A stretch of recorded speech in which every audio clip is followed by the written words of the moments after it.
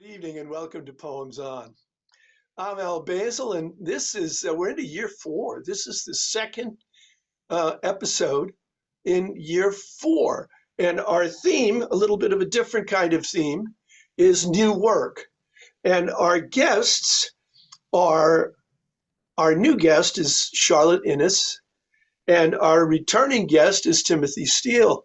And they are the West Coast contingent for this evening, far, far away. How are you doing? It's good to see you too. Oh, it's great. Thank It's you. great to Great to be see here. you Thank you. out. Yeah. Well, as I always do, I invite the new guest to read first. So, Charlotte, if you want to read and or lead us into the reading, or as you choose. Yeah, I thought I would just read it. I mean, I went back and forth. If I introduce it, I'll just go on. But I think I'll just read the poem and you Sure. can, afterwards, both of you can certainly ask questions and drag stuff out of me and all that, That's what we do. Yeah. All right. This is called The Man with the Military Cap. And it's after Promenade, which is a painting by Annie Clavel, who lives here actually she lives in Long Beach, but she's French and she's a great painter. Um, okay, The Man with the Military Cap.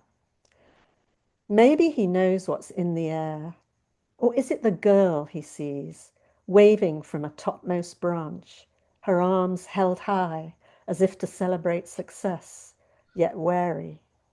Of course, she must be in despair for the dying trees, their leaves gone blackish blue like thunderclouds. Or she's signaling her sister, dangling from a tree, still green, though edged with mold, oddly topped by a crucifix. Their attempt to stop the creeping dark? Don't climb, go back, the older girl appears to shout, also eyeing her father. Ancient, bent, frail, he clutches the branch she's sitting on, as if to save her. Beyond the trees, the man with the military cap feels sure the father's weight will break it. Snap, he almost hears, imagines a thud. Maybe it's time. He's already seen the roots beneath the soil, their soft red or amber like old silk, beginning to blacken, under attack from a creature black and hungry as a black-horned beetle. It's like a massive hemodialysis machine, sucking up the sap, sending back an army, larvae boring into trunks and branches to hatch and eat until the trees collapse. The man keeps walking. The girl, watching, sees him gazing raptly towards a green hill far away. She fears that she, her father, her sister, will soon grow dark and hollow unless they leave, go look for green. Follow the man with the military cap? She squints a bit, elbows bent, right foot forward. He's almost marching. He must be fleeing the trees. They are so black, so rank. And yet, chest out, a glint of something at his neck, he seems triumphant. He has to know. He must know everything. The girl descends, uneasy. Thank you. It's poem one. So Yes, thank you, Charlotte. Sorry? Thank you. Oh, Yes. it's my pleasure. I was a little nervous about it, so I'm glad you liked it. And you read it very well. Oh, thank you. well, it's very visionary, isn't it? So this is it's a part of a much larger work. Mhm. Where does it fall in the context of that larger work? Sure. Well, it's actually the opening poem and the name of the title of the book. I mean, it's weird how these things sort of lock into place almost immediately. Um, is the same as this poem, The Man with the Military Cap. And uh, it's, I mean, I didn't plan any of this, I have to say. I wrote the poem because I went to a workshop that was an ekphrastic poetry workshop. You know, we all had to bring in a picture and sort of on the spot write a poem about it. So Hmm. the first version, a whole load of rubbish, but I did take it away and spend a month playing with it. But the mood of it was always there. And well, you can show the picture in a minute, but I think Annie Clavell, the painter, tends to be on the optimistic side. And she, I did send her this poem actually when it came out, and she actually just replied to me yesterday. It was so weird. I sent the poem in July when it actually appeared, and she apologized profusely, and all that. But I thought she didn't like it, and I was like, oh my God. But it is on the darkish side, and as I kept looking at it and thinking, well, it's sort of working, but I hope people get it. It's because it's set in I sort of almost immediately felt like it was set in a future that was not too great, with the earth, the trees were moldering away and about to fall down.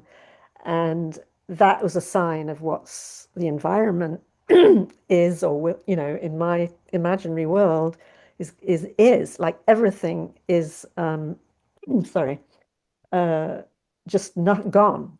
Like the only thing that remains, and actually the next poem is really more about that, are the aquifers in the world, and because there's water underneath still, and there are green hills above the aquifers, and people sort of cluster around those, and they're all, I have to say, this country, which I never say what country it is or what city we're in, what place, but it was in my head, it's really California.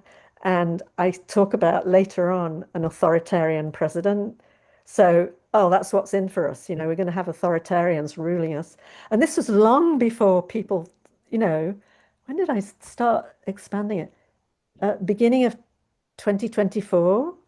And no, and I think people were suspicious, sort of, but nobody was open about, oh, maybe we're going to have an authoritarian in charge. So I was kind of, oh my God, I'm forecasting the future, because I thought about it then. And I thought Yeah. that makes perfect sense. And there are soldiers. This place is a camp, tiny soldiers' camp, which is, the man with the military cat is actually the commander because it's on his family farmland, actually, that he inherited. His parents are dead. And because he had a sort of major breakdown after his wife divorced him earlier, and he was a doctor, he just trained as a doctor, and there was an ad for doctors needed at the front. There was some battle somewhere, and I never say where it is, but we've always got a front somewhere. And he decided on the spur of the moment to just go and disappear to the front and work hard and try and forget his awful past. And his son dies. That comes up in the poem too. He's got a 6-year-old son who dies of, quote, the sickness, which is, like the pandemic, but no cure. And that's sort of a little thread in the book too. And um, Well, so, before, don't give the whole book no, away. I'm trying not to. I Let's promise, Charlotte, don't let's tell the whole plot. let's But not do those that. are some key things. That's the Yeah. guy in the poem. The girl she and her family are escaping the city. And I think I can say this because the girl was attacked by gangsters. The city's being taken over by gangs. And I was remembering what I'd read about Haiti. Haiti was in a terrible, the country of Haiti was in a terrible situation, still is, I think, with gangs killing people and Mhm. running things. And I thought, oh yeah, it's going to be kind of like that. So the authoritarian president sends more troops. Another prophecy. Yeah, you. Yeah. So this is going. Is it going to be book length or is it Yeah, I mean, I've written finished? over 200 pages Wow. and I want it to end. I'm sort of at a point where No I doubt. feel instinctively it's got to end. Yeah. Do But you, are you, oh, let me ask you this, because obviously it spools out of a vision and you have a lot of yeah, that vision under your belt already. Do yes. you know, do you plan um, your ending or are you carried there? Well, it's interesting. First of all, when I wrote this poem, I had no idea, and I started to expand it. Where the hell is it going? I don't know. And Right. all the people in my poetry group who was shocked by it because there's an age difference between the girl and the man who's 33 and she's 16. Um, they all thought it was going to be really dark, and they were imagining, Jeffrey Epstein and all of that. But I didn't want to do that. And so I made a point of going against that idea. And so, but as I wrote, it just really did unspool, as you say, it just kept going and going and going. And I felt it was coming from somewhere almost. You know how some poets say somebody was telling me what to write? It Sure. was that kind of feeling. But then I reached like, I don't know, page 100 and something, close to 200. I'm like, I really feel the need to end this. Some things have played out, but what's the ending going to be? And I have a sort of picture in my mind of where it could end. It won't be definite, it won't tell you anything, but I think it'll be a natural ending, and I just want to get there. Okay. So I'm not Don't going to say anymore. Yeah. don't give it away. No. Wow. Well, the next one that you're going to read is from the same narrative, but Yes. you'll place it for us. But so this is the first. You said this was the first poem in the book. Is it also the first one that you wrote? Yes. Absolutely. Wow. So everything really proceeded because, there are different forms of darkness, and you don't have to get into the darkness of of age differences in human relationships when you've got a landscape that is Yeah. suffering in such an apocalyptic way. So there's lots that may follow. Do you think it would be good for us to see Annie Clavel's painting? Because I I can don't make that mind. I happen. mean, as I said to you Yeah. before, it's a little different maybe than what people would imagine, but let them see it, and you see what I mean? Can you see? Can the two of you see it? I can see it, yes. Yes, It's actually a yes. good, I think you did something to it. It looks better in this. Because she sent me an email about a show, an exhibit, and this was in the exhibit. And Oh, so the email version I could tell was not great, but I think you've made it a little better somehow. You know? well, it's hard to take credit for something I made no effort to accomplish, but Yeah. I'll try hard. Yeah. Okay. Yeah. And Yeah. then, So so so okay, let me. that was it. And apparently then I saw later that she'd actually sold it. And I thought, well, somebody liked it. Clearly. So yeah. All right. Well, we're certainly off and running here. Yes. Um, I'm going to have a question for Tim, but I don't know which poem he's going to read first. So why don't you unveil that particular secret for us? Okay, thank you, Al. Though, as does Charlotte, I currently live in Los Angeles. I grew up in Vermont, and the poems I'll read this evening are not only recent, but are mostly set there. And I'll just say as an aside about Charlotte's nice introductory poem, you and I, Al, will appreciate the particular darkness in it because the first plague we experienced when we were kids was that of the bark beetle that killed all the beautiful elm trees in New England. They've been brought Yes. back, but that was That's sort of interesting. our youthful apocalypse. Yeah, I'll tell Um, you something about that when you're done. I have a yeah, personal I can say connection more with about that. beetles too. yeah, Then we go. okay, Okay, yeah. so so here we go. Which one are Yeah, you the reading? first poem I'll read describes an old pickup truck that I Oh, saw I love abandoned that. in a Yeah. field near the farm where my brother and sister-in-law live in northeastern Vermont. And the truck had been stripped of all of its parts, and all that was left was this hollowed out frame, which had filled with weeds and flowers. Vermont Pastoral. The pickup in the meadow is bereft of most of its components, but the space created when the hood and engine left has filled with goldenrod and Queen Anne's lace. And bees, like diligent mechanics, swarm among the flowers and make the pickup hum, as if it might, well cared for, still perform feats that it did when new and mettlesome. Its cab suggests a skull that once housed thought. Its trailer hitch recalls the things it towed, like a large-bottomed horse behind which hot, impatient summer tourist traffic slowed.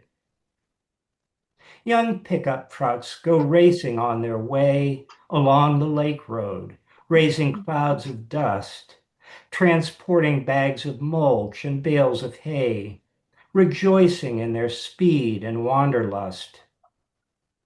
The old truck has endured too much to mind that others still have tires and an owner, and far from looking envious, seems inclined to bask in having been an organ donor.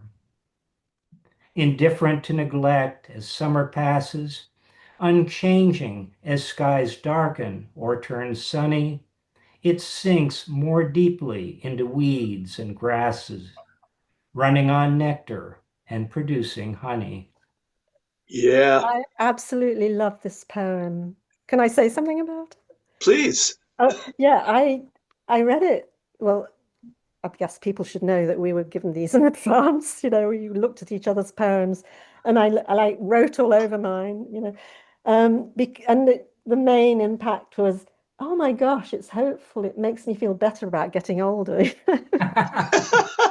Seriously, I mean, I walked around in a good mood yesterday, because here's this ancient, pickup truck sort of moldering away, apparently in a field.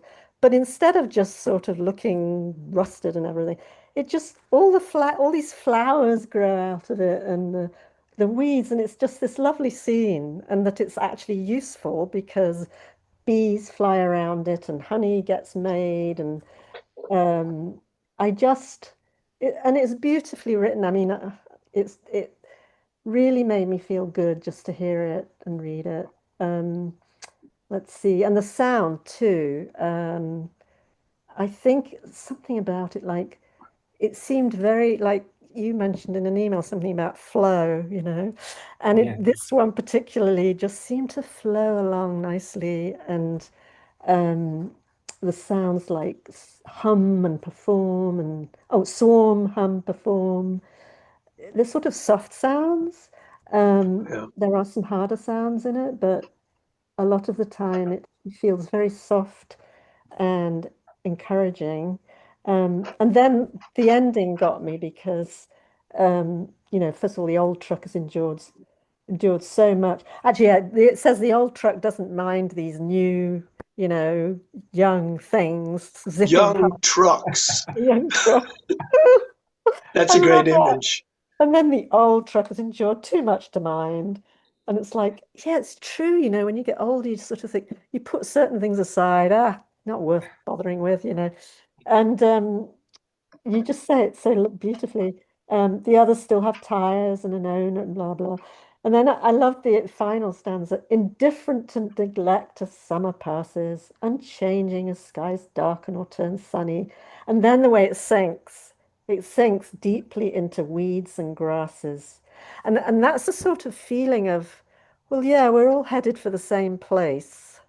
And probably, join, as they say, dust to dust, ashes to ashes, And for that, somehow a few years ago, I started thinking like that. I would look at the earth and think, yeah, I'm headed there.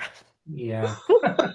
And then you did such a nice job of getting that feeling. It didn't seem at all threatening, It's just this little old truck is sinking deeply into the weeds and grasses, but it's also producing honey, and Yeah.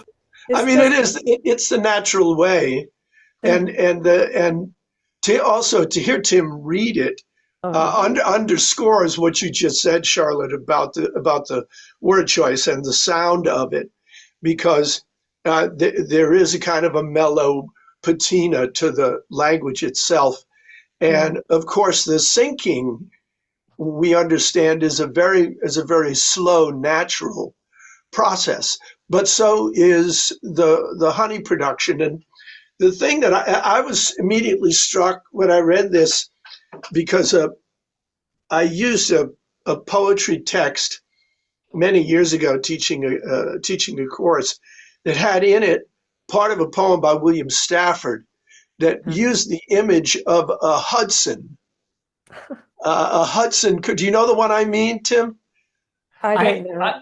It's like vaguely. It's like it says something like where Hudson's old elephants are in this field and they're sinking, but the image, the enduring image, is that there are alder trees.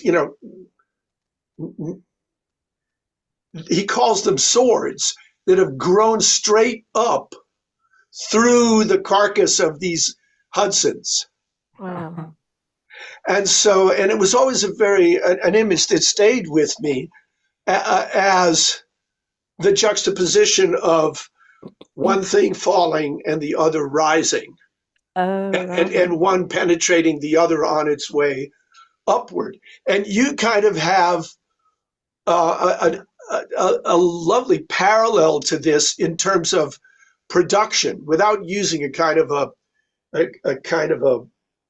a sharp or violent image, the images that you use, but they achieve the same effect, that this is, bless you, that they,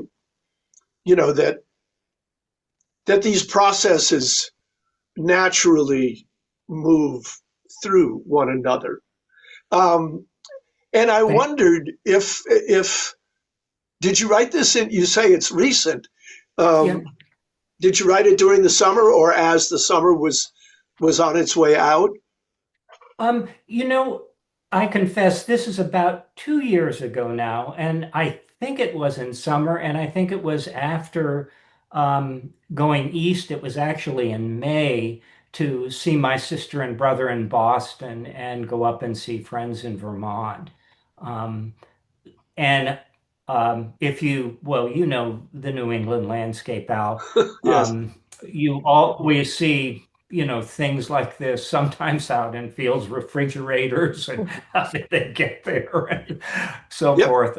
It's a kind of comical thing, but this was particularly up in Westmore, Vermont, and it was, I believe, after that visit in May, it would be of 2023, I think. Wow.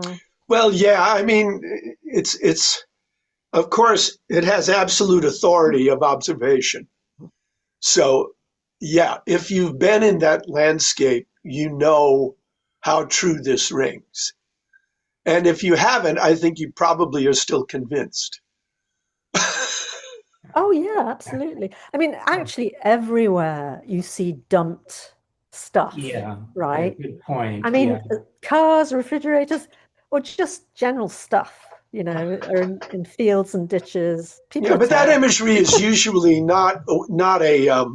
it's usually not presented in positive terms. Right. The way this is. I mean, even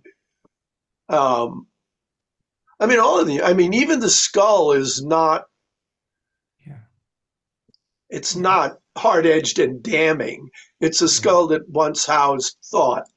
So, you're leavening all of the imagery with positive energy. So it's this is. Could I just say one thing about that? Please. There are several ways that, Tim, you do this here, and I think in another poem you did too, where you sort of half personify, and so you say that its cab suggests a skull that once has thought, and I'm sure you do it somewhere else, but it's like it makes you feel comfortable with it almost. Yes. I don't know if you intended that, but yeah, I mean that's what I was trying to say. Oh, sorry.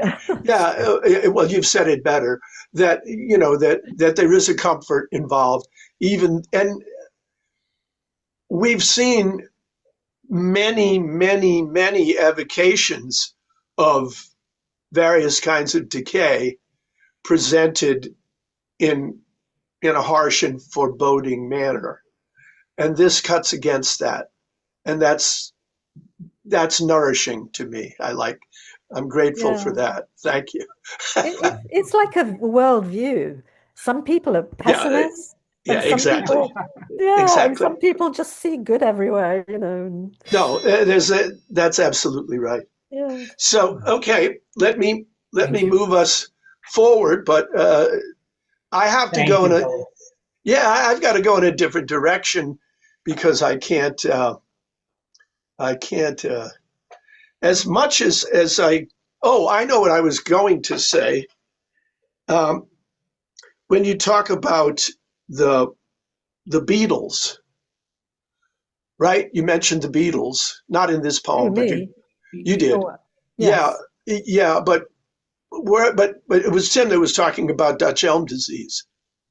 Oh, Yeah. My father was a park superintendent and a tree warden oh, in my hometown, Haverhill, Massachusetts, and he and his men fought the plague of Dutch elm disease all through my childhood and into my mm, early youth. Yeah. And so, Tim, you and I are contemporaries, and so we remember Oh, when the yeah. elm trees had not yet gone, Yeah. as inevitably they did. Yeah. Yeah. Um, and so that was like that was sort of it's as though my father was a kind of a military commander waging a war against these beetles that he mm, couldn't control. There were very few ways yeah. to deal with it. You Yeah. couldn't stop the spread of Dutch elm Y- disease. Yeah. But I've Yeah. heard a They lot carried the about it. fungus, and once they, yeah.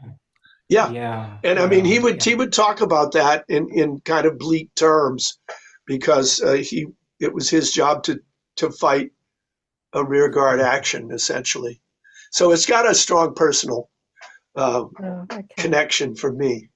But as I say, I must go in another direction because because I have neither apocalyptic poems, although I have a very long poem that I made out of a novel that I wrote once, and maybe I'll talk about that after a bit. Oh, okay.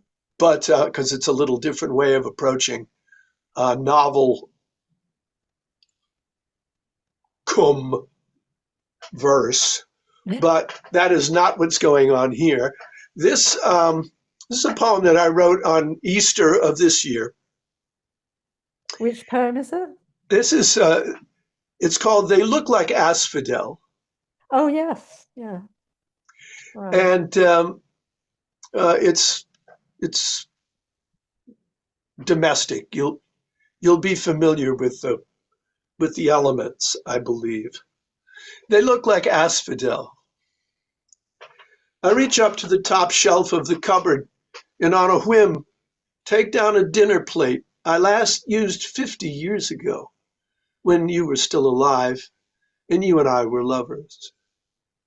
A calico in cobalt blue and pearlware white, it pictures blossoms, leaves, and buds entwined in dense array across its surface, and all in two-tone, not like living flowers. I go to set the table, and I see your right thumb, rising half moon in the nail, and then your hand and wrist, made flexible and strong by years of handling the reins. Your body makes its way then back to me, lithe again, and easy in its closeness, leaning in, the placing of a plate. The motion warms me, feeling your acceptance. I touch the surface with my fingertips and feel the pattern raised on the ceramic. Leaves, stems, and blossoms, made to look alive, although they never lived and cannot die. Wow, that was one of my favorites of yours, actually. It's very beautiful and it's poignant. Oh my God, that ending, Yeah. and cannot die. Yeah. Well Um, put, Charlotte. Thank you, sorry? Alan. Well put. Oh, thank you. That really hit me because, well, we know there's a death in the first stanza, but we don't quite know where this is going. Right? Yeah. And everyone's, "Ugh." Um, but the language is gorgeous. Yeah. And it actually just, this is kind of irrelevant really, but it reminds me my mother died when I was 4. And so, Wow. but we had various things that they had bought, when they got married, my parents, when they got married. And one of them was a set of those, I think lots of people have this, of that sort of, I don't know if it's fake Chinese dinnerware with scenes on it in blue.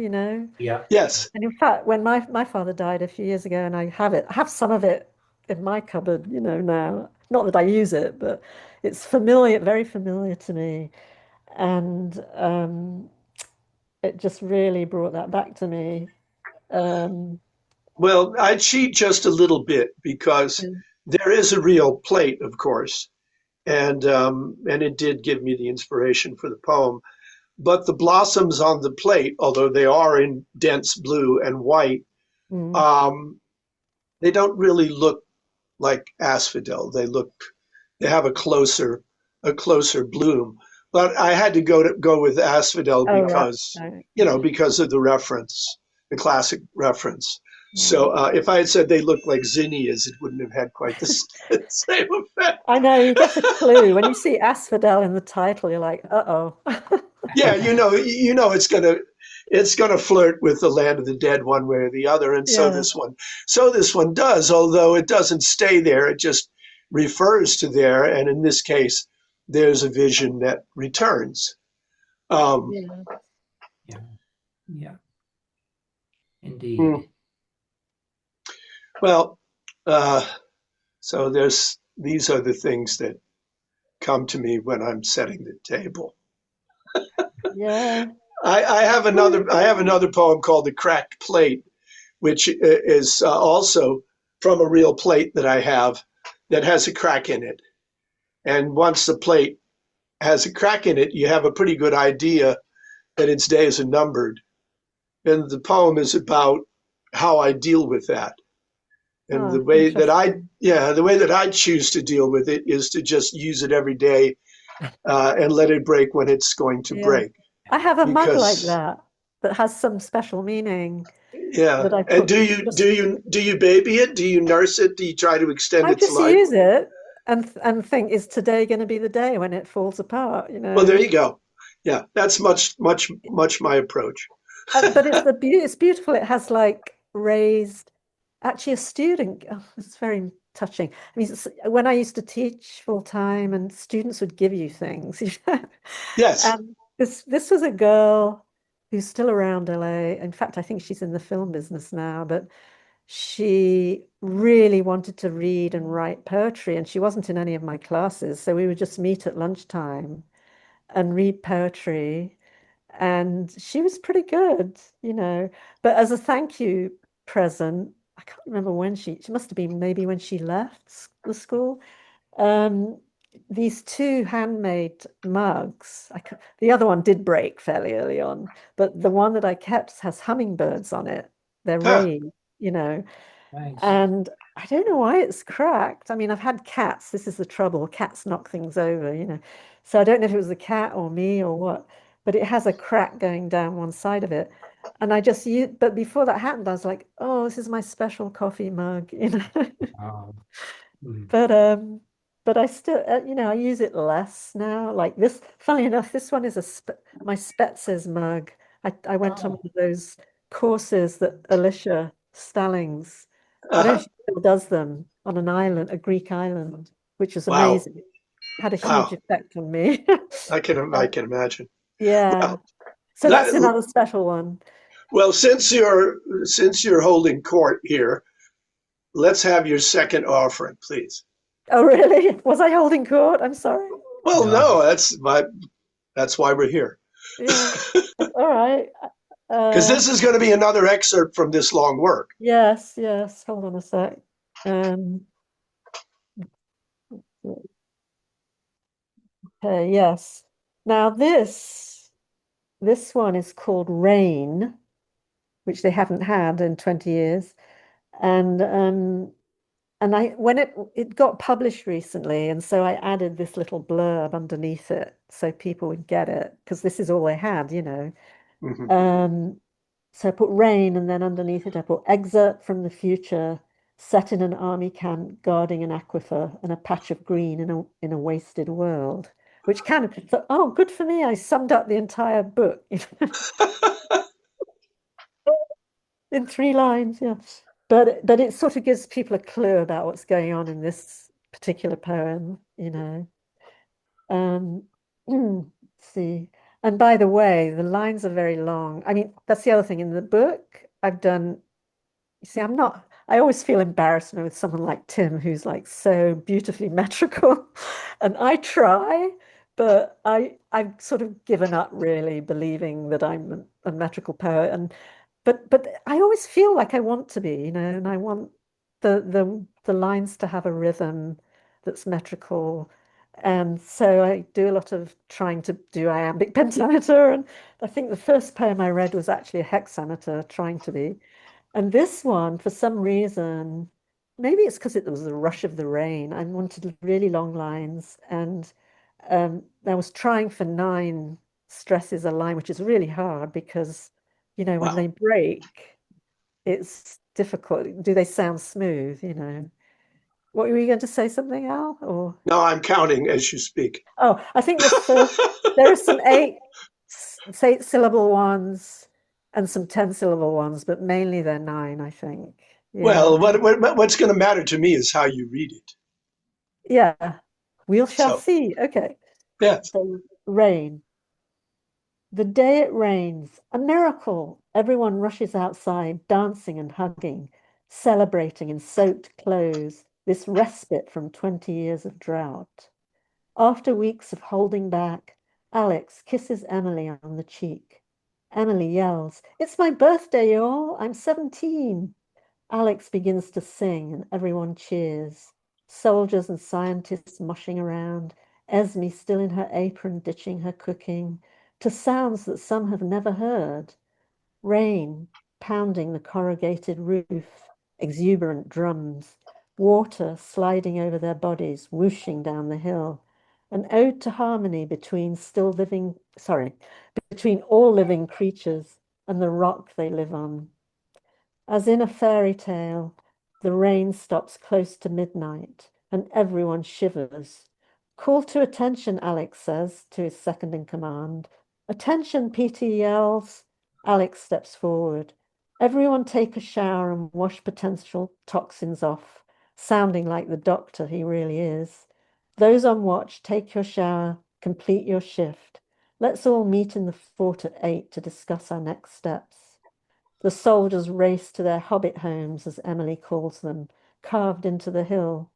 Joe and Melissa stop collecting samples of soil. 2 hours and they'll be back. Esme, Alex says, we'll breakfast somehow. PT, see you at 7 in my place. Emily, he stops. Yes, she says, I know. Go for a run at 5? Of course, he says, just knock on my door. She senses he wants to reach for her. And she, tense with wanting to, turns away. Even a hug is dangerous till, showered and warm in bed, she corrals her crazy whirl of thoughts. Wait, just wait.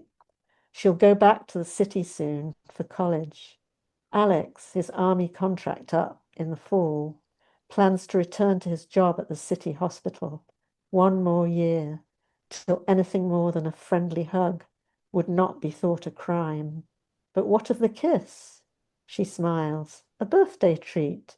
He'd murmured, thank you, Lord. Something they'd done felt right. Ah, He's religious too, by the way.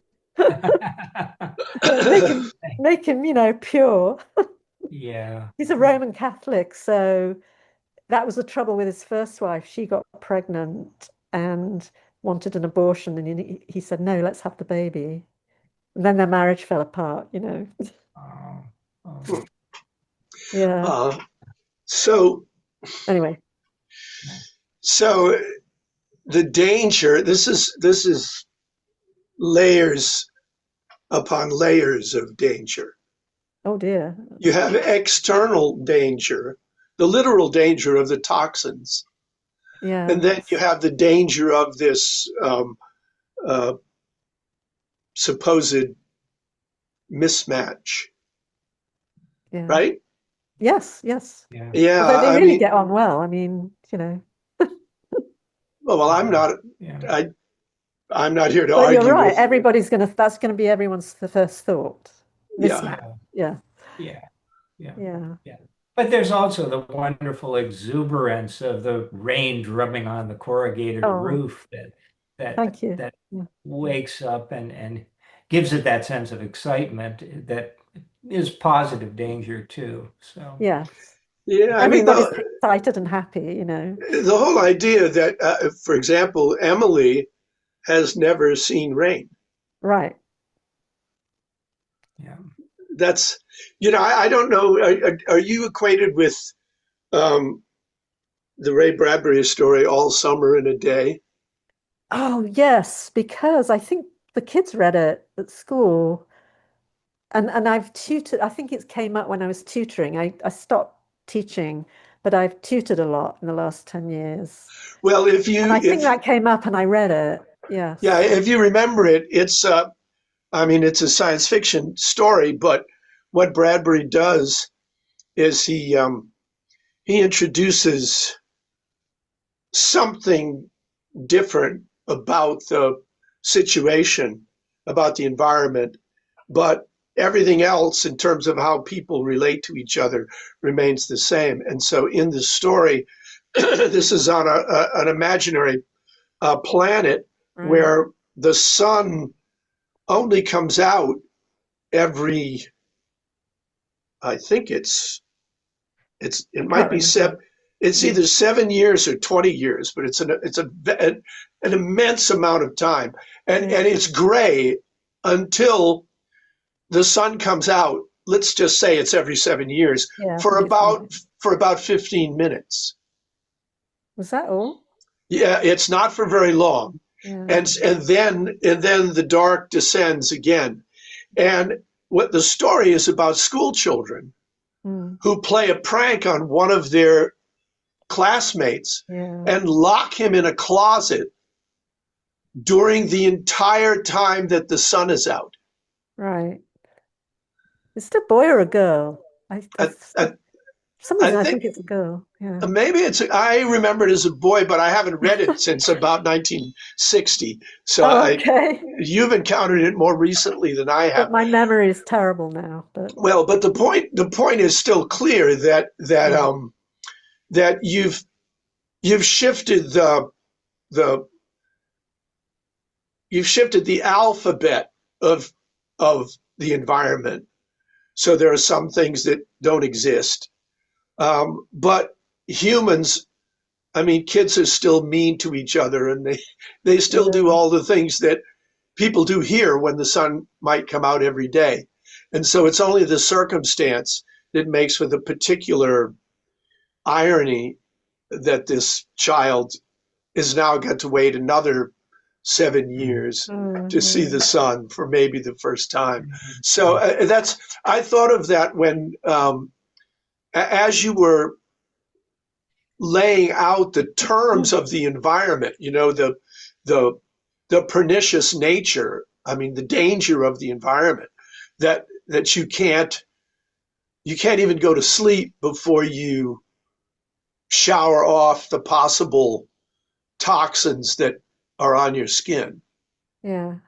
Well, You know, that's it's from the rain. The rain would bring them too. They're in the soil as well, but yeah. rain would be dangerous. Yeah. I mean, it's the polluted land. It goes all the way back to the Fisher King stories, where everything Oh, is yeah. everything is wrong. Yeah. Um, Yeah. wow. So, I mean, this particular piece, how much farther into the story is it? Well, I think it's going to be fairly near the end. And I wrote it, actually, funnily enough, I wrote it when I was writing the beginning parts of the book, and I got so depressed. I was almost in tears sometimes. writing this thing. I'm like, what is wrong with me? But it's something obviously I needed to get out. And so I thought, I'm going to write a more positive bit. And I don't know where it's going to come in. So this is actually, separate from the sort of onslaught of stuff that actually came first. And I look at it now and I think I'm going to have to change a few things in here because it's as though I'm explaining who people are. And by the time it gets into the story, that people will know who People will know. PT is, Oh, and it's interesting. yeah. So I Yeah, think I might tinker with it a bit more, you know. yeah. But I mean, the ending, one more year till anything more than a Well, friendly that, hug would not be thought a crime, but it gets us to the other layer of danger, yes, yes. which is That'll stay. the juxtaposition of the taboos. Yeah. Wow. Um, well, I've been looking at it on my screen. I cheated a little bit. You Um, cheated? I With what? I read it. I read it while you were reading, and then I Oh, had it to refer back to. oh, I I was see.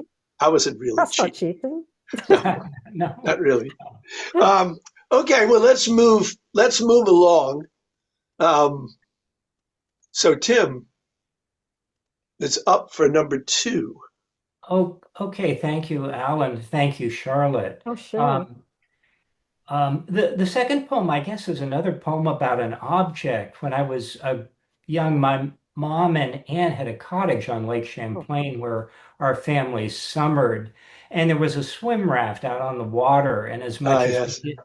kids loved it, it always yeah. struck me as very sad when it was left bobbing alone there after summer ended. And the poem I'll read now tries to imagine what the raft felt like. And even toward the end of the poem, it very briefly pleads for a hearing from the Mm, reader. The poem was partly inspired by a poignant poem by Edgar Bowers about a boat stranded on a Southern California beach. It's in a sequence of poems by him entitled 13 Views of Santa Barbara, and I mention his poem in an epigraph to mine. mm. I also mention Ultima Thule, which was, as you know, for the ancients, the northernmost land on the earth, a Yeah. kind of mythic region somewhere beyond the Hebrides. Um, so the poem is The Raft, after Edgar Bowers' epilogue, The Yacht. In the crisp vacancy of early autumn, white caps flash all across the windy lake, while the raft seesaws wildly in the waves. Voices no longer reach it from the beach. Swimmers no longer side stroke to its ladder and hoist up in one motion to its deck. Neither do outboards spank the choppy water while heading past it to the broad Champlain. The cities have reclaimed the summer folk. In time, the local handyman will tow the raft to shore, unstrap its underbarrels, and lean it up against its owner's garage. Cloud shadows for the present sweep across it, while on the lake's far side, a red barn shines in a green meadow below the Adirondacks. Perhaps the raft imagines riding north, past stony islands only gulls inhabit, past coves where trees drop leaves on their reflections, past banks where trains race by and morning glories climb and engulf the poles along the track. Perhaps it dreams of finding the great river that flows through the low farmlands of Quebec to the Atlantic, and of journeying to Ultima Thule, the far land of ice. All honor to its lonely spirit, pleading, the beauties of the earth and sky require our love and witness in our little time. All honor to it, pitching left and right, and tugging taut the thick rope of an anchor whose flukes dig deeper in the sandy bottom. Wow. Yeah. And that's another one I really love. I think I like these first two the best somehow. I don't know. Oh, I think it's thank you. the, sorry? Thank you. Oh, No. sure. Yeah, no, I mean, I was totally taken up with them. In fact, again, I kept looking things up because, first of all, I don't really know Edgar Bauer's work at all, which is, I know, it's probably horrible of me, but Yeah. um, I couldn't find it anywhere. It seems to be not popular on the internet or something. And Yeah. but then I found an article in JSTOR, Uh-huh. that mentioned it was about Bowers and it mentioned this poem and it quoted three lines from it, which really seemed to echo what you were saying. And he called it, what was it, a carpe diem poem. Yeah. And I did feel like the whole poem, the way you've written it, was like like somebody or a thing that was trapped, like the raft, Yeah. and desperately wanted to escape and see the world, And so many of us from time to time feel that way. And anyway, these three lines from the poem, that Edgar Bauer's poem, was try while you may the far wave sumptuously beneath the golden eye, your white hull in blue pastures off Peru. And it's suddenly, and I'm like, oh my God, you have this thing in your poem, and I don't know if you were influenced by that poem in this way, but you've got this raft going off and having adventures, on the lake and the Yeah. river and whatnot. And then for some reason you say, uh, let's see, is taken in from the water and sort of leant up against the owner's garage, and the cloud shadows sweeping across it. While on the lake's far side, a red barn shines in a green meadow below the Adirondacks, and it seems like an echo Oh. almost. Was that intentional or? It wasn't. It's literal description of Oh looking wow. across the lake from Burlington to Yeah. the Adirondacks. I obviously love Edgar's poem, but I wasn't particularly thinking of that Right. I know that passage. happens all the time. It Yeah. was, just Yeah. trying to describe the scene. Yeah. But it seems like, he made this point of somehow the world will break into color if you Yeah. travel, and I got that same feeling in Yeah. yours that all these amazing things will pop up that Yeah. seem sort of every day, but they'll suddenly become really important because it's all new, Yeah. and different. Yeah. Um, Boy, Yeah. for me, the dynamic path that goes after the introduction, and we know the raft, it goes through. This is a really interesting form of personification to me because it goes um, it goes not into action of personification, but thought, the imagination of the Yeah. personified raft. Maybe what was the raft imagining doing? So right, this is all, it's all a progress in the imagination of the personified raft. And of course, it goes as far as you can go when you get to Ultima Thule. And yet, you bring everything back.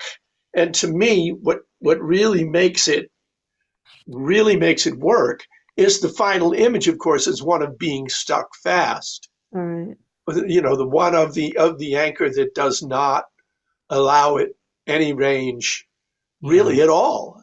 Mm. And it, it's the kind of poem that invites one to imagine himself the tenor of the metaphor. It's like, what if I were the raft? what would Yes, I? yeah, What would I? What would I? What is it like to be of supreme use and then to lie in disuse, and absolutely. then to imagine worlds beyond worlds, but to be stuck in place. And so it's I just think it's a really a rare way of using personification and metaphor to explore these aspects of reality. And when I identify with I don't know quite how I would identify with the raft, but I mean, it also reminds me of Frost's The Silken Tent. Yeah. Where the guy ropes. Do you know this one, Charlotte? What is it called? It's a poem by Robert Frost called A Silken Tent. And Oh, I think I have read it, but I don't remember. yeah, it's an extended metaphor about a tent. But Yeah. the thing is that there are ropes that hold the tent down, Oh, keep it down to earth so that it doesn't sort of blow away. But yeah. the image is it's a very different kind of image. The image is that there's a slight breeze, and so the guy ropes relent slightly.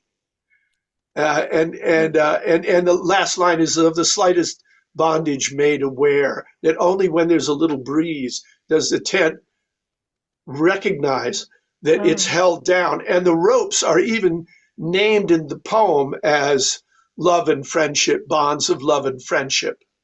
And so whoa. the idea is that you have a kind of a freedom in the midst of the security of the love and friendship of the people around you, but Mm. you're not tied down and held fast. And that's the image that you leave us with at the end of this poem, which is a much, um, Yeah. I mean, it's a more commonly felt feeling, I think, the idea that we're stuck and cannot get away Right. and can maybe only get away in our imagination. But to do this with a raft, I mean, it's pretty brilliant, Tim. Yeah. Thank you. I mean, where you saw it out there. We've all seen those rafts out Oh, there. I've been on one. Yeah. Yeah. Yeah. Sure, I think most of us have been on them. Yeah, Yeah. Yeah. but boy, you took it without letting it move very far. It does come out of the water and gets turned upside down seasonally, right? Yep. Yeah. But yeah. Yeah. No, it just, But they still can't move anywhere, can't travel. Yeah. That's just a yeah. And part of it, trying to suggest that part of wanting to travel is to appreciate things. And as Charlotte said, to, see things and appreciate colors and places and, yeah. um, you know, Yeah, I the mean, I sense. see paintings and the handling of color, the red and the green in the passage that Charlotte read with the Adirondacks. It's it's very it's visual in the sense of um, it's cinematically visual. Yeah. I can imagine the camera showing me this. So Oh, yeah, which is I'm fond of. I like to think of the point of view of the writer as inhabiting a camera, and I think in terms of camera movements and close-ups and distance shots, and you've got a great, I mean, without thinking of it in those terms, most likely you manage it, in like a great director would. So yeah, again, how I can't follow this. This is yeah. It's impossible. funny because it's sort of not the opposite exactly. The first poem was very beautiful and everything about it was kind of this is a lovely thing. Whereas here you've got sort of dissatisfaction popping in. Yeah, and it makes you think too. Yeah. Right. It's like It's two modes of I don't of being. Yeah. Uh, yeah. Well, you know, um, yeah. Whitman wasn't the only guy that contained multitudes, right? You got him in there too, right, Tim? So, Yeah. all right. Well, as I say, I cannot follow this along its line, so I must go in another direction. And so I'm going to read. I'm going to read A Granted Wish Okay. As someone once said, beware of what you want, for you may get it. Um, a granted wish, and I think you'll immediately recognize the ilk.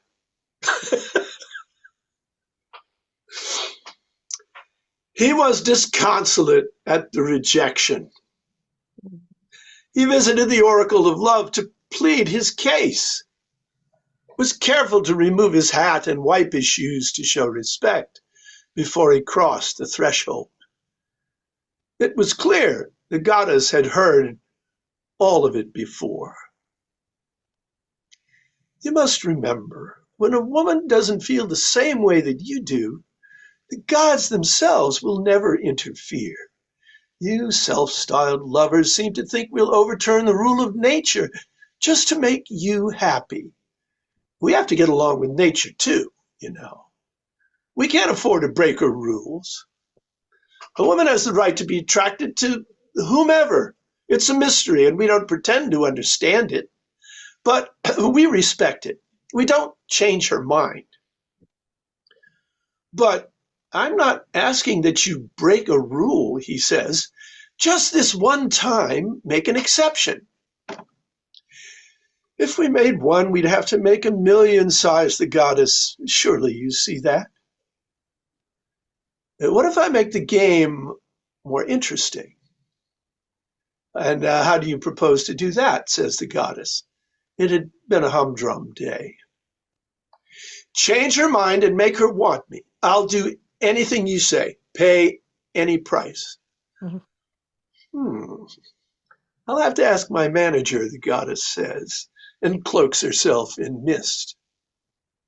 Returning presently, she says, I can't explain this. It's unprecedented, but the boss says it's a go. I have permission. I can totally renumber all the atoms in her heart. They're odd right now, but I can make them even. So they'll match the atoms in your heart, and she will find the two of you are in perfect accord. And how will you do that, he says. It's done, the goddess says. Go home. You'll find her waiting. He rushes off, gives thanks at every step. And it's come true. The woman just can't get enough of him. For 3 days, he's ecstatic. She's besotted, and he can't believe his luck. On day 4, while she's out acquiring pleasing gewgaws for the nest, there comes a knock at the front door. He answers it to find the goddess in her traveling clothes. There is a little matter of your payment, she says, smiling. You are satisfied, I take it? Yes, completely, far beyond my boldest dreams. That's nice, the goddess says. We take pride in our work. Now, as to what you have to do, it's very simple. What? You have to let me make your atoms odd, the goddess says. You have to what? It won't hurt. You'll just feel different. There, it's done. You'll find out what it means when you get home.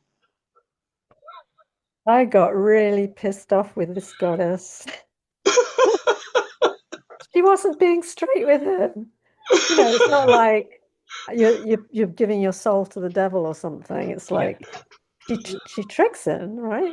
Yeah, I agree, Charlotte. I thought this was a kind of trickster version of Dr. Faustus, and yes. Faustus getting Helen. Yeah, yes. Yeah. Well, goddesses don't have to be nice, Well, I mean, she didn't say what the payment was before he bought it, basically. He didn't ask, did he? He didn't ask, no. He just was in a fog, yeah. Yeah. I don't know. I mean, I thought it was really good, and I was, smiling a lot. And I mean, you're a great storyteller, Well, thank you. Reading it is half the fun. Yeah, but also when I read it earlier, when you sent them copies to us, I had fun with it too. I was like, where is this going? Good, because I, as much as I would like to be, I can't be everywhere someone is reading it to let them hear how it goes. But I mean, this is one. There's certain poems that I like to try out at readings because I know they'll play well in a room, Yeah. in a large room with people. I mean, there's Well, some poems. have you read this one at reading? It's pretty new. It's only a few weeks old. Oh, okay. Uh, I wondered if you had any reactions at all aside from mine. I think, I'm beginning to think not because I would have read it up in Newburyport and the powwow open mic after the regular readings, but I didn't get up there. I didn't get up for the last one. So I think this is yet to be read. That's one I may try out some Yeah, see what people say. Yeah. some future month. But I mean, I think it's interesting that both your initial instincts were to blame the goddess. What were you going to say, Tim? Sorry. I was going to say it's not entirely true. I think you're very good at presenting that the protagonist's complicity here, just as Faustus, not to take us back to Marlowe, but just as Faustus is very complicit in, the deal that ultimately goes south with him. Sure. Yeah. Yeah, he wasn't really thinking it through. Yeah, exactly. Well, I mean, it reminds us that the things that aren't meant to be shouldn't be made to be. Yeah. Well, they can't be, can they? But in this poem, it looks like they can be. But through you're exactly right. By the time you get to the end, you discover that no, the gods don't. No matter what price you want to pay, you're not going to get what you want. This is, and what it comes back down to really is it's an argument for the primacy of our choice. I mean, you love who you love. Nobody tells you who that has to be, right. And nobody can make you feel what you don't feel. Not right. Even the gods. So that's my little. Right. Yeah, that's the truth of the matter. Yeah. It is. Well, I try to stick to the truth of the matter. No, you'll get no fairy tales from me. Oh. So, and they all lived happily ever after. Yeah, not. So, okay, well, so let's go to round 3. Charlotte, you are on deck. Okay. Sorry, I'm juggling these 3. Wait a minute. Okay, I have to put the paperclip on each one, so I don't. I'm sorry, that's not permitted. It's not permitted.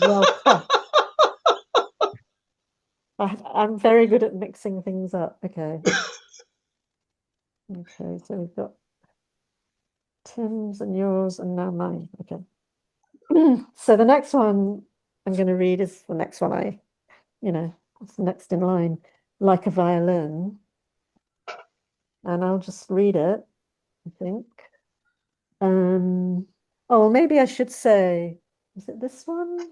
And the next one. Yeah, 2 of the poems were written to a prompt, which I think I said to you, I don't normally do.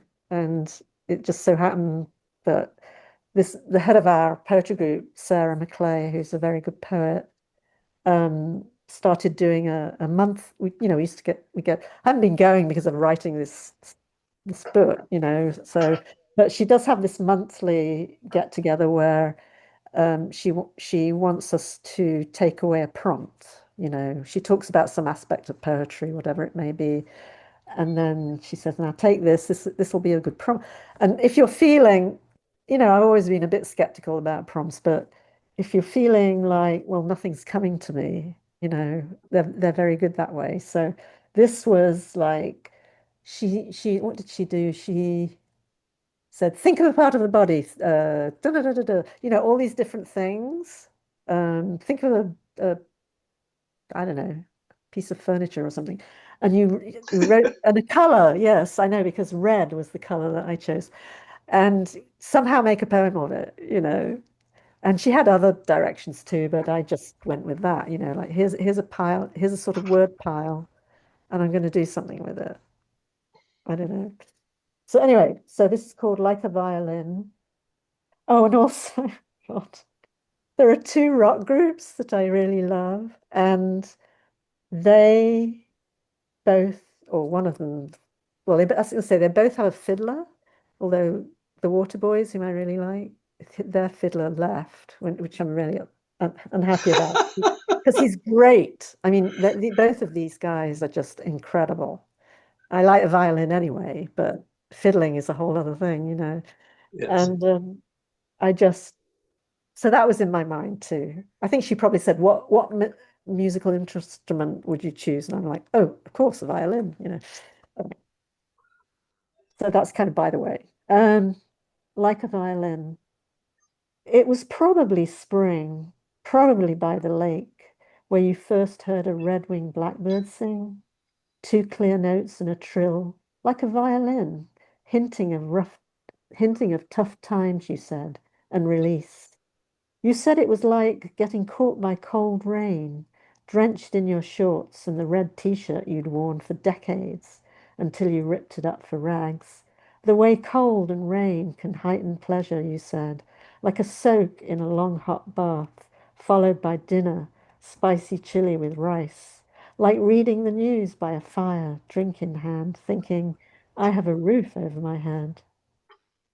I forget so much these days. Images stay, the violin, the rain, the t-shirt, the bath. But I can't recall what you tried to tell me. You were by a lake, a bird sang, the weather changed. Okay. What do you got to say, Tim? That all spooled out of red. No, it's spooled out of the violin, red, a whole bunch of other things. I can't remember what else. Uh, bath, mate. I don't know. I mean, Yeah. there were a whole lot of words that we could choose from, and I tried to use as many of them as I could, but I can't remember what the others were. Yeah, I love the evocation of the warmth of having shelter and, Yes, a fire and a roof over one's head. And of course, other things in the poem go in a different direction. But yeah, yeah, yeah, no, that's really, and it's th this is not to say this is at all like it, but it has some of the cross-cutting effect of comfort and the opposite that yeah. Edward Thomas's poem about the owl has. Oh, I love Edward Thomas. Yeah. Yes, So yeah, I love that. yeah, Yeah, I like that poem. yeah, Yeah, yeah, yeah, I do not know that poem. I will have to look it up.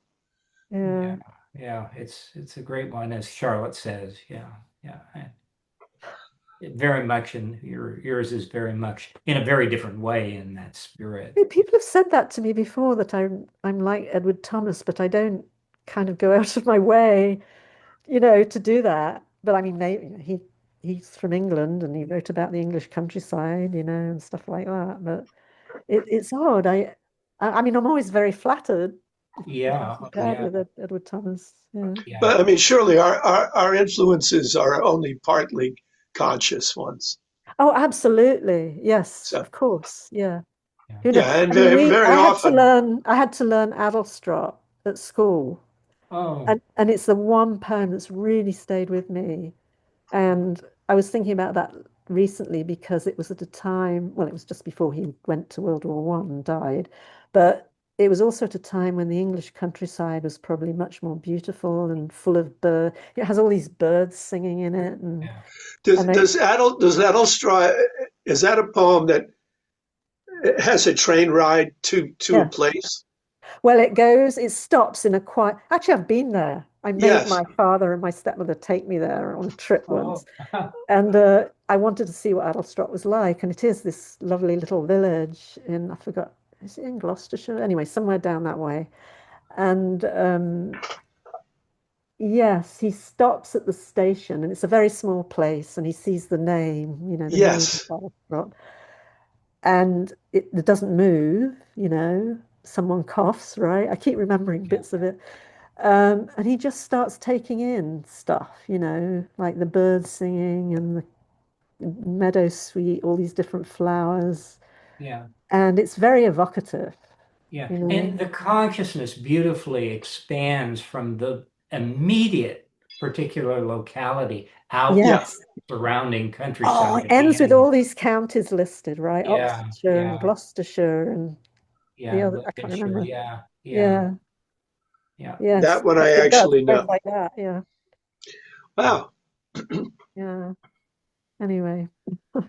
Yes, well, the red-winged blackbird, that has a meaning to me, but I won't go into that.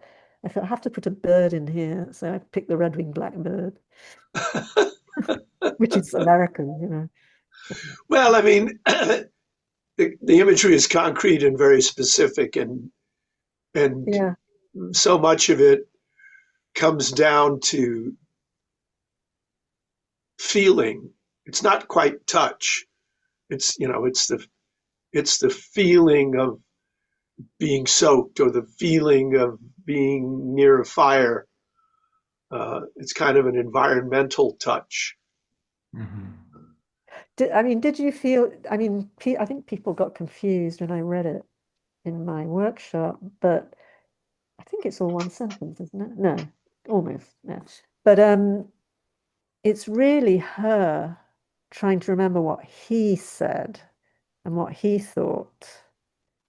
And she's a little uncertain about it. But did that come through, do you think? Yeah. Yeah, Yes. okay, good. Yeah. Well, she says, "You said this, you said that, you." Right. Yeah, I And kept putting that in to make sure that it was clear. Yeah. yeah, but then I can't recall what you tried to tell me suggests that there was something more or different Yes. than what she Or remembers. or she's blocking it out. Right, Or she right. can't remember, yeah. And I Yeah, thought of that, I think I said to you before, but you know, as you get older, you start to forget things, which I certainly happened to me. What? don't let on. Maybe it won't happen to us.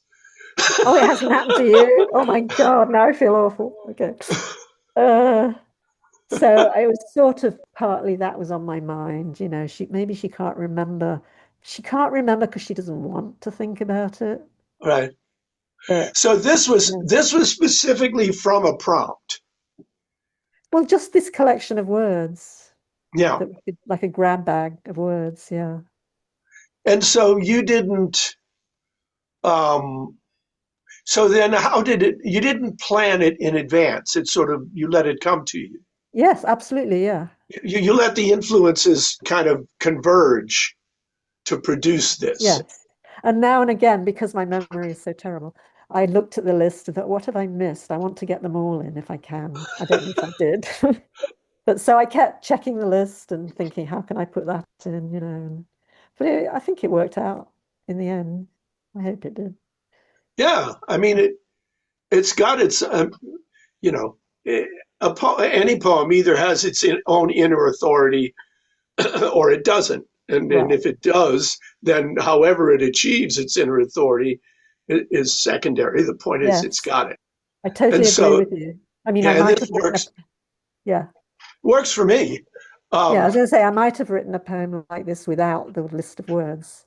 But I think actually what you said about things being concrete, it made me be more concrete. That I worry about that actually with writing poetry these days. I mean, stick to what you can see and what's around you. You know what I mean? I don't know if you ever have thoughts like that. well, do you? I most of the time, occasionally, I'm inspired by what's outside of me, Oh but yeah. most of the time, it's I make an interior journey into one or another part of my life, and Right. I dig that up and illuminate that. That so far I haven't. I keep getting older, so that No. I'm not likely to run out of things to go back and dig up because Oh, the past keeps getting larger. yes. Well, what's interesting, I wrote a poem almost included in this, but it's so different. But it's not different from what I've often written, which is about the Holocaust. You know, my family, my father was Yeah. a German Jewish refugee and all that. And I've written tons of those. And I wrote the same summer I wrote some of these, like I wrote this poem about my grandmother, who was a very difficult person, and I've never ever wanted to write about her. So something made me okay with it. So things that are in the past that you don't want to face up to, and then Well, you get to a point where you can write about them, well, I mean, the whole creative process allows you to impose a kind of order on whatever your subject is. Yeah, So it's a way of coming to terms with even unpleasant things in your past, right. because in order to write about them, you have to impose you have to simultaneously enter into them, but also impose a kind of a distance over them.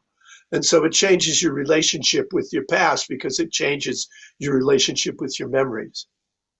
At least that's how I feel. Sort of. I mean, I could go on and on, but I mean, I do think children of, there's a book called what's it called? Children of the Holocaust, something like that, which talks about how these things go down generations, and Yeah. I'm aware that my father's trauma was passed on to me and my sister in some ways. And however much you and actually poetry's been great. I mean, when I started writing poetry, that's what I wrote about was my family history. Yeah. And it's the only way I could do it. Right. And but I also think you do deal with it, but you also can't. Oh, I think both things are true. I Yeah, mean, when I'm talking about a general result of the engagement with the subject, whatever the subject is, that's not usually the whole story. right. So yeah, yeah, very often, and I'm I have different.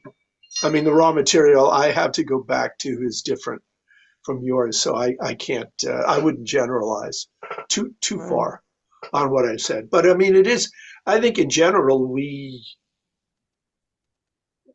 if we're as artists, we engage with our past in ways that other people don't and can't, and it Yeah, can be a blessing.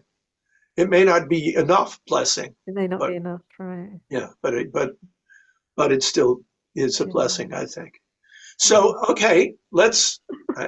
One of my eyes is watching time's winged chariot hurrying near. Okay, well, I don't know what time is it. Don't look at the time. Don't look at the time. I Well, want it us doesn't. just. Oh I my want us to God, just keep talking. it So seems to Tim, be not going quickly. Yeah. I mean, going. it doesn't have to go quickly. No.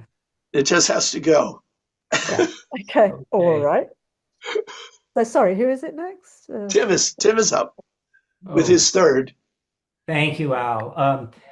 This next poem concerns orb Oh weavers, yes, the spiders that make those beautiful spiral webs. They're beloved, of course, of artists of all time and of all persuasions.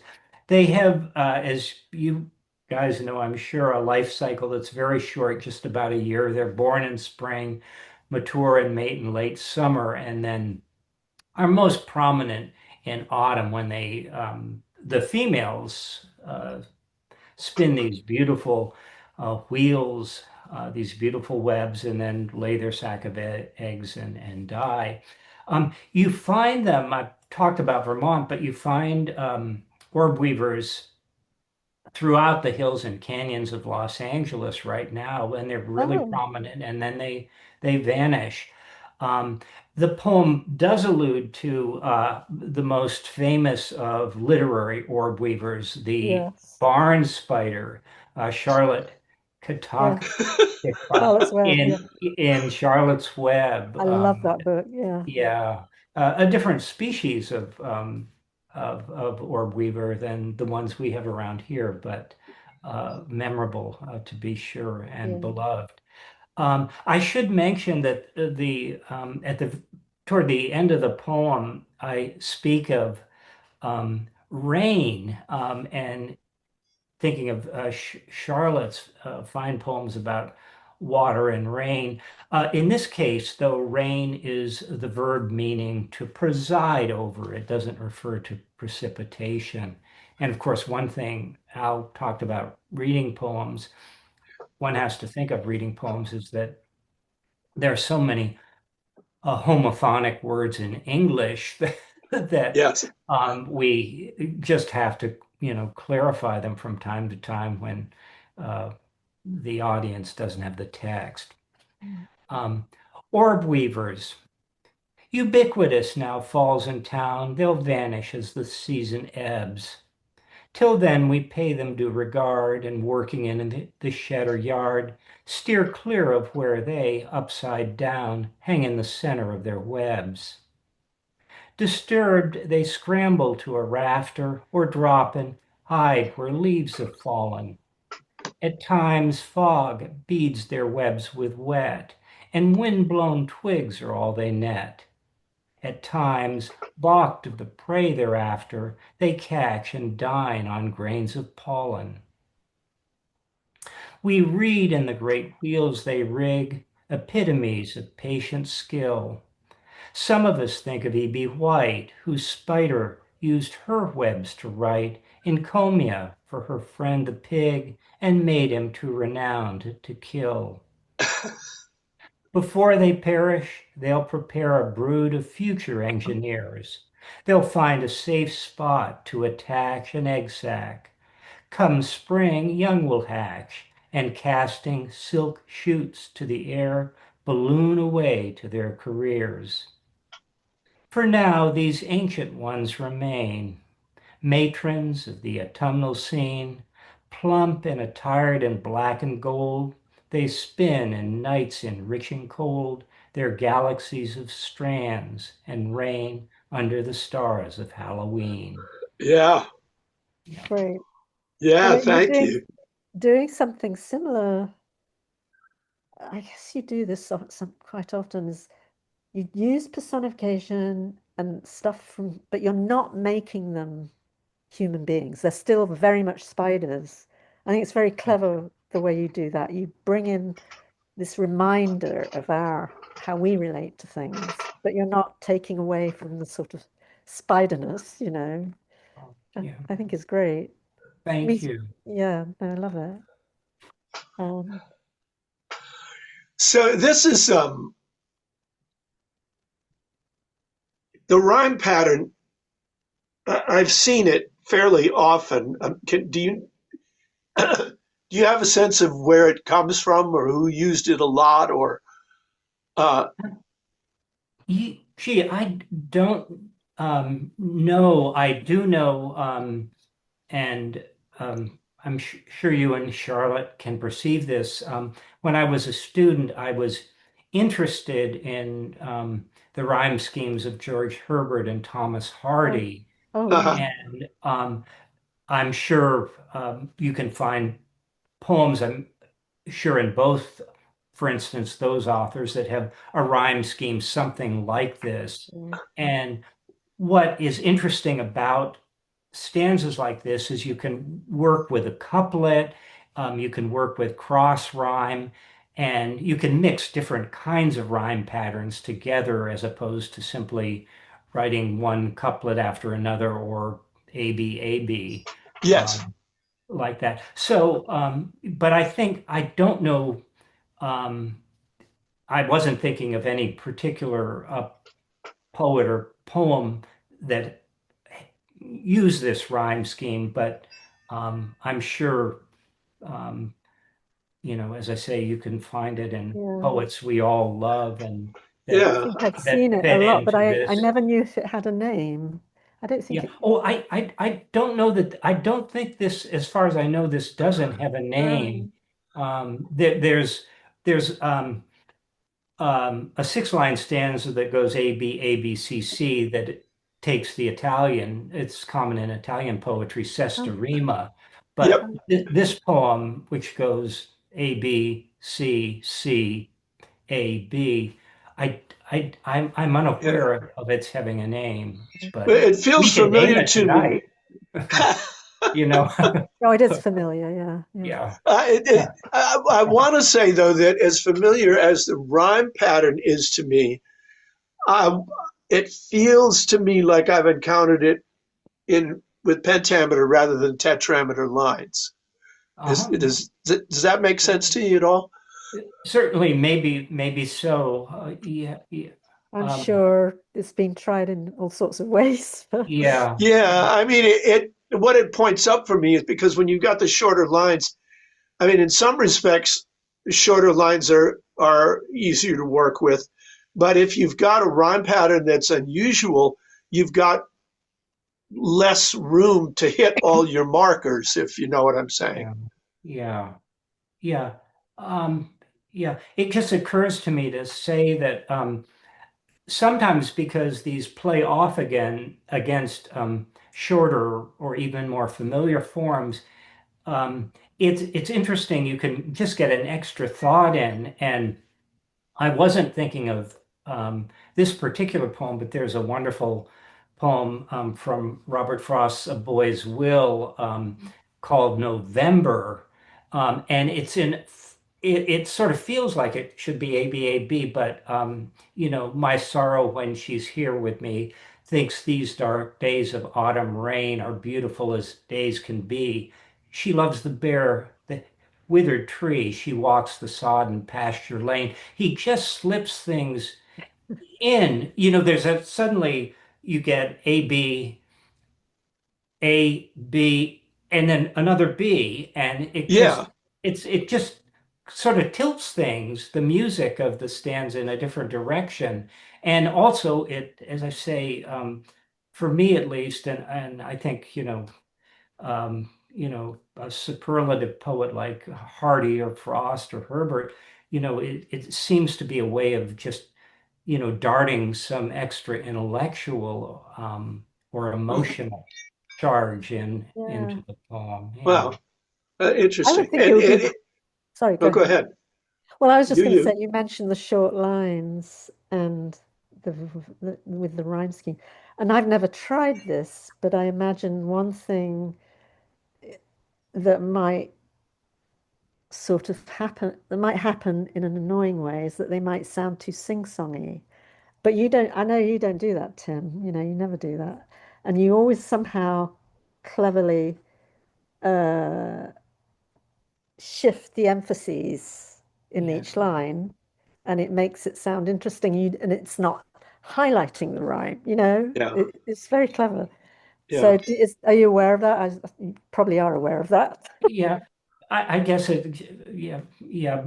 Though, just, I think we all reading into it that it's just one of the joys of stanzaic verse is you have the symmetrical structure, but you lay different kinds of sentences into it. Yeah, Sometimes Yeah, a short exactly. sentence over one line, and sometimes a sentence that goes over three lines. And um, with different grammatical structures. I guess it's just the old idea of dissimilarity and similarity joining. yes, Yeah, yeah, but yeah, yeah, Yeah, yeah, and you have the opportunity when you read those things aloud to make even more of those dissimilarities because you can move beyond the line endings to maintain when you're in mid sentence at a line end. And so, you can accelerate at the end of the line rather than pause and pause in the middle of a line. Um, I took a workshop with Dana once where he was talking about that very thing, that the tension between writing sentences and writing lines and overlaying them, them laying over each other mm, to create these tensions. And yeah, I mean, that's part of the fun, isn't it?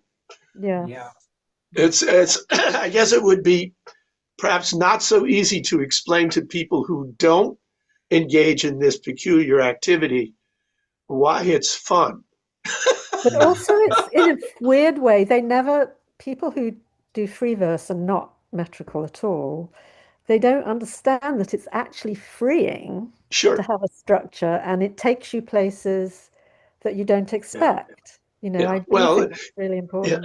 The other thing that it does, which I find absolutely helpful, is it limits your usable options, so that if you know what it is that you're trying to say, there are usually only a very few ways of saying it that will work with the constraints that you're working with. Whereas if you remove the constraints, you've got limitless options, and it's hard to choose among limitless options. I mean, when the menu only has a few items on it, it's not hard to figure out what you're going to order. I think I get you. Yeah, I don't seem able to write completely free verse, I have to say. But I actually, Well, I mean, I love I was just looking, just in terms of what you were saying just now, in the first stanza, um, that let's see,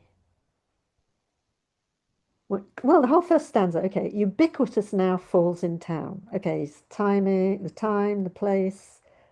And then what are you talking about? They'll, it's like the first word and the N word and everything else is important, and it's fitting with the meter and the rhyming and everything, but dripping over into the next line, you always have an important word at the beginning of the line, even though it's breaking the sentence, right? Like towards the end.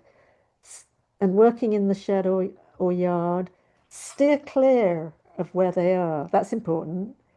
Upside down, hang in the center of their webs, I just think it's brilliant, It's like you pick the right word for the right place, They're not broken up. It's not broken up prose, it's poetry. yeah. It's also nice when the stanzas end with periods. I mean, we're not Yeah, required to end the you don't have stanza to end Yeah. a sentence. Um, it's permitted to continue on, but in this case, um, that's where most of the sentences end. You do have one,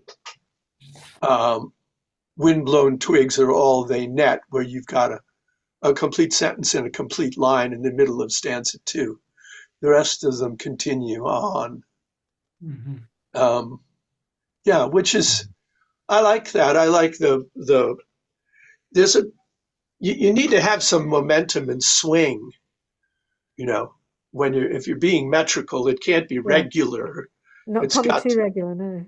Yeah, it's got to have, but I've always had an issue with the concept of scanning and breaking everything down into strong and weak stresses, Mm, which for me, because I'm coming from a musical background, would be the equivalent of saying, well, all you have are, you know, loud notes and soft notes. I mean, you have a range. yeah. And Yeah. so the stress range is, is a broad one. It's not a Yeah. narrow one. It's not a light switch that's on or off.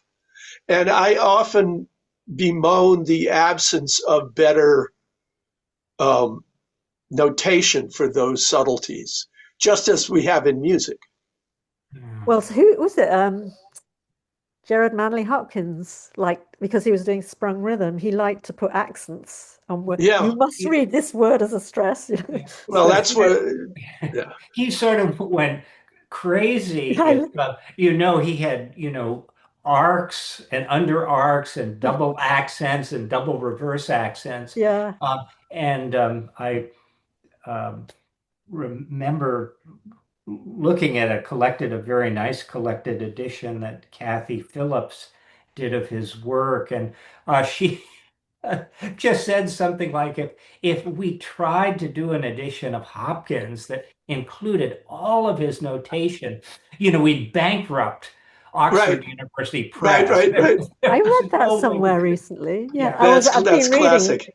Yeah, I've been yeah, reading Hopkins, and I think I read that. Yeah. yeah. Okay, so did Hopkins die in the late 1880s? I When think did he 1889. I That's right. think Okay, that's so in other words, he died just before we could have had a recording of Right, I him don't. reading. Couldn't find a recording. No. yeah, Well, if he yeah. died, I mean, there are The very recordings of few. Tennyson. Technically speaking, the first recording was made in 1878, but I don't think there are any recordings of Hopkins. And in fact, there's one of Brahms playing. It's a horrible sound, but he's actually playing the piano from the 1890s. And he died in 1897, but it's execrable sound. So I guess we're not going to get to hear how Hopkins would read. Too bad, isn't it? Yeah. That I would have enjoyed that, but we do have Dylan Thomas to listen to, and that's something. I guess. Well, so now I'm going to go in yet another direction, which is to say, simultaneously, man's inhumanity to man, and the mercy of grace, so to speak. And this is which one is it? This one is Girls' School Dance, oh, right, yeah. 1963. It is, of course, a story as true as I can tell it. It certainly happened the way that I tell it, and in my mind, exactly the way that I tell it. But Girls' School Dance, 1963. And when I look at the details in this poem, I'm reminded of how utterly different the world was in 1963. And of course, I was in a very specialized world because I was in boys' boarding school. And that was an environment unduplicable in the modern world. Girls' School I will Dance. say one thing. I was at a English state school, grammar school. Yes. And it was a girls' school, which was pretty common in those days. But when we were in the sixth form, like the last year, that a boys' school was brought in, and we had a dance. Oh, so good. Well, let's compare notes. Yeah, when I read this, let's compare notes. It was kind of awkward, yeah. Well, I mean, I was 15 in 1963, so awkward began and ended that entire year, so and beyond. But I digress. Girls' School Dance, 1963. Bust for a social opportunity denied us by our all-boys boarding school. Presentable in coats and ties, we streamed uncertainly into the girls' domain. Pre-growth spurt teen thrust into company, I was ashamed of being 5'1" and lied upon the visitor's dance form an inch or 3, and never thought the girls, post-growth spurt in their early flowering, would modestly conceal their height as well. When introduced, my matched by numbers date looked down on me with pity and dismay. Required by edict to remain with us at least a dance or two, some girls had ditched us quickly and escaped back to their rooms.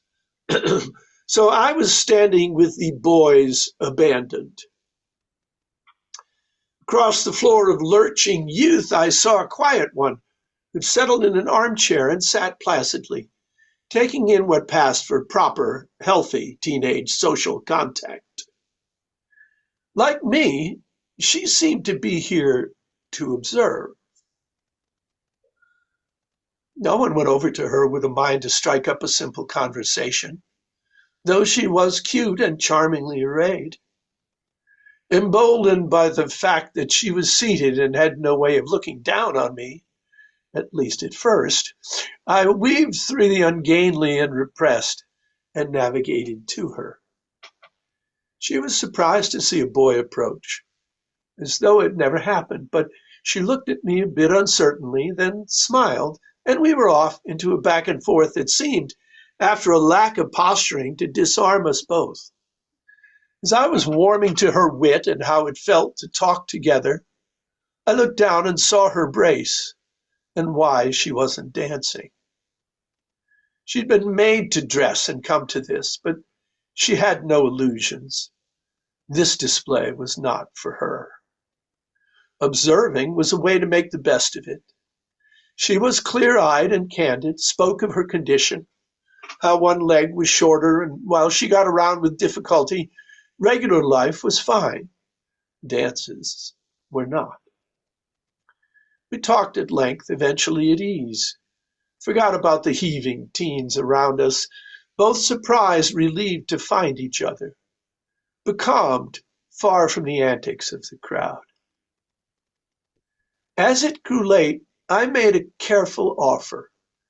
This was a dance, and if we wanted to, if she would like to try, it didn't matter after all if we were good or not. We could pick a slow song.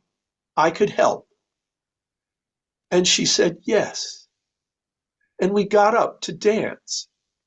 Though no one noticed, we were just a couple moving to the music like the rest, leaning on each other in a sway.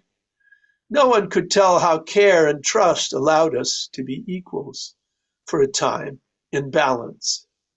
We knew of no one else. We were alone.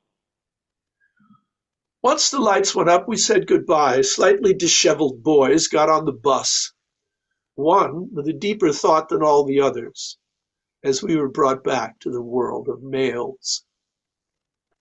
For 6 months after that, some older boys I didn't know would see me on the paths between the buildings, each one taunting me and passing how he'd heard that I liked cripples, girls in wheelchairs. He could introduce me to a crip he knew, since I preferred them. I pitied each his narrow, withered soul. The world he suffered in would not be mine. Yep. There's the good and there's the bad and the ugly. Yeah. Yeah. Yeah. Amen. Yeah. Yeah. I don't remember my dance very much at all. I remember we had to do it, with these boys, but I just can't remember very much. I think one of them actually walked me home, but was being very polite. Uh-huh. That's all I can remember. Yeah. I don't think it was that much fun either. Yeah. Well, my guess is that any one of the other boys or girls that were at that dance would have a different poem to write if they could remember Right. at all what happened. Certainly the girls that ran out of the building after 10 minutes and went and hid in their rooms didn't have much to report about the experience. Yeah. Yeah. But you communicate, Al, the real constraint of that social situation. And it just occurs to me now, though this is maybe something about hearing the poem as opposed to reading it, but this seems a perennial condition, because recently I read Fanny Burney's Evelina, which is about a 17-year-old girl who goes to all these assemblies in London, and the dances are just like the ones you described and the ones Charlotte. Wait, I'm going to write that down. And just people have to dance at least one dance and have to dance with somebody, the first person that asks them, and then the sensible ones all go into flight. And Fanny Burney, of course, is, as you are, very musing about the awkwardness of the situation, but also about the cruelty of people who, comment on the situation and comment on people, and the kind of, I guess today we would say, objectification, Yeah. Yes. cruel objectification of people. Yeah, that just doesn't change. Yep. Well, yeah, it's some of the details that I left out because it's already quite a long poem, is that we had to write on this roster with our names and our height. And then they put us in adjoining classrooms that were separated by a hallway. So all the girls were in one classroom and all of us boys were in another classroom, sitting at the old-fashioned one-piece tiny desk and chair combinations where you can't move. The chair and the desk are connected, so you can't move. And they're very small. They were very old and made for smaller people. So even though I was small, to sit at this little desk, it had a hole for an inkwell. Yeah, we had And, those. and a small table surface. And then there was, the mistress who stood in the hallway between these two classrooms, and she would turn to us and read off a name and turn to the other room and read off a name. And then unseen, the girl would come to the hallway and you would go to the hallway, and they would only come into view at the very last moment when you were level with the doorway. And then when I tell the story, I always say, they introduce you, and because they had said they were, 5'3" when they were really 5'5", and I had said I was 5'4" when I was really 5'1", I would shake the hand and sort of look up at them with a woebegone expression, because they towered over me invariably. And But then so, was there a hall where you all went when you were selected? Like where you danced? yes, there was a large hall. Yeah, okay. And that would be a whole other description. But, invariably the first 10 minutes you had all these couples dancing. And then after 10 minutes, you had two mobs at opposite ends of the floor, balefully regarding each other. Because your date had already dumped you and was off telling her girlfriends about what a creep you are, and and you were with all these boys, kind of looking at each other, saying, "Oh, how do we don't? Isn't there some way for us to look acceptable?" There was not. I just think it's awful, the whole thing. Yeah. Well, I mean, I used to envy people who went to mixed schools and actually had class. And when I started teaching, actually, I thought, oh, these boys are just going to be awful. They were so sweet. I discovered a whole new world. But so it's very artificial to divide them up. You can't. Well, I taught in an all-boys school for 10 years, and then we went co-ed, and I taught in the same school for 15 more years. And of course, the first 10 years, the boys would be putting each other's heads through the sheetrock in the hallway above the library. And then as soon as we went co-ed, everybody was just placid and calm. And you just had to break them up when you walked around a corner and saw people in a clinch or something. But they stopped trying to kill each other, which was, as far as I was concerned, an improvement. Yeah. But a very different world. And I had to change my teaching style because things that worked with boys no longer worked with mixed groups. Really? Oh. Yeah, you can yell at boys. Some of them respond to yelling. Yeah. So, well, anyway, enough of that.